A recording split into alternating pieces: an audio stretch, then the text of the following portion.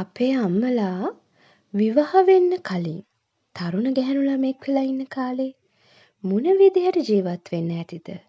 මොන විදිහට හිතන්න පතන්න ඇතිද? ඔයාලා දැන් වියපත් වෙලා ඉන්න ඔයාලගේ අම්මා දිහා බලලා ඒ ගැන හිතලා තියෙනවද? නැත්නම් ඒ ගැන අම්මගෙන් අහලා තියෙනවද? සමහර අම්මලා තරුණ ගැහැණු ළමයෙක් වුණු දවසේ ඉඳලා විවාහ ජීවිතයක් ගත කරන්න, දරුවෝ හදන්න හීන මවපු අය. ඒත් සමහර අම්මලා එහෙම නෙමෙයි. එයාලට තිබුණේ ඊට වඩා වෙනස් හීන.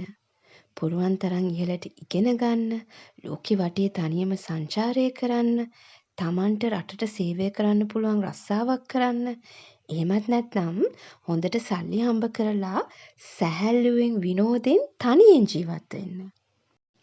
මට නම් බෑ බබාලා හදන්න. නීති මරන්න, කක්කරෙදි අයින් කරන්න, බබාලා ඇඟේ චූ කරගන්නවා. හැම වෙලාවෙම අඬනවා.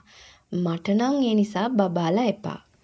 අවිවාහක තරුණ ගැහැණු ළමෙක් කාලේ එහෙම හිතපු කියපු අම්මලත් ඉන්නවා.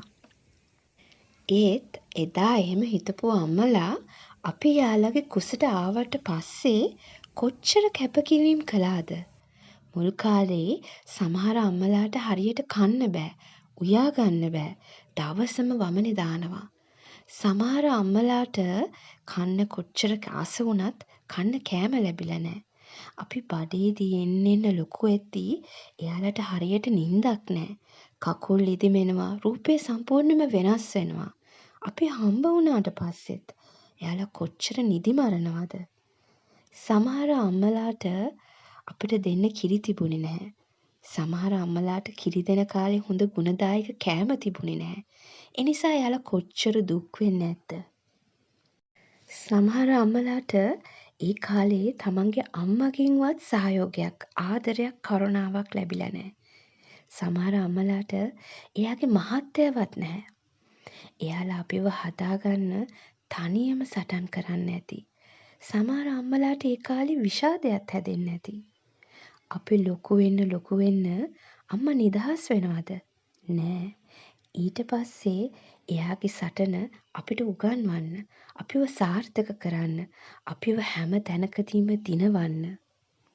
සමහර අම්මලා අපේ බඩ පුරවලා එයාලා බඩගින්න නැති. සමහර අම්මලා අපිට ලස්සනට අඳලා එයාලා එකම ඇඳුම අඳින්න නැති. අපි තරුණ වයසට ආවහම ආදරේ හොයාගෙන ගිහිල්ලා අපිට වරදින තැන්වලදී, අපි රැවටුණු තැන්වලදී, අපිව ප්‍රතික්ෂේප වුණ තැන්වලදී අම්මා අපි එක්ක දුක බෙදා ගන්නවා. අපි විවාහ වුණාම විවාහ ජීවිතය ඇතුලේ අපිට රිදෙන තැන්වලදී අම්මා අපි එක්ක ඉන්නවා. අපිට දරුවෝ ලැබුණාම අම්මා ආයෙත් නිදි මරනවා. අපේ දරුවන්ගේ කැතකුණු අතගාලා අපිව බලාගත්තා වගේම ආදරෙන් අපේ දරුවනුත් හදනවා. ඉතින් එහෙම අම්මලා වෙනුවෙන් විශේෂ දවසක් තියෙන එක, අම්මව සමරන එක වරදක් කියලා මම නම් හිතන්නේ නැහැ. අපි හැමදාම අම්මට ආදරේ කරමු.